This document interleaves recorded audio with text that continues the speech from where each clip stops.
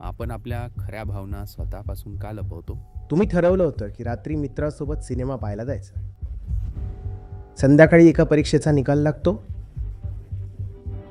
आणि कळतं की तुमच्या मित्राला तुमच्यापेक्षा खूप चांगले गुण मिळाले आहेत. हात कुणीतरी डोकं वर काढतं.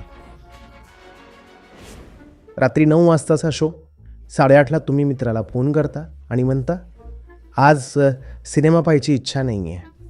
तो विचारतो, काय झालं?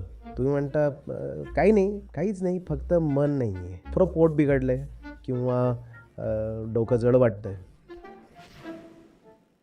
तुम्ही हे मान्य करू इच्छित नाही की तुम्हाला तुमच्या स्वतःच्या मित्राचा हेवा वाटतो. म्हणून तुम्ही असंही म्हणता, कोणीतरी सांगितलं की सिनेमा फारच कंटाळवाणा आहे म्हणे, राहू दे. तुम्ही मित्राला समजावता, पण ही खरी अडचण नाही. खरी अडचण ही आहे की तुम्ही स्वतःलाही समजावता. पण जर तुम्ही प्रामाणिक असाल तर तुम्हाला कळेल की ही सरळ सरळ ईर्ष्या आहे. हे प्रत्येक गोष्टीत दिसून येतं. तुम्ही कसे कपडे घालता, कुणासोबत राहायचं निवडता, आयुष्यात कोणते निर्णय घेता, सगळीकडे हेच चालू असतं. फक्त एकच गोष्ट करायची, प्रामाणिकपणे मान्य करायचं आहे की सगळं नेमकं कुठून येतंय.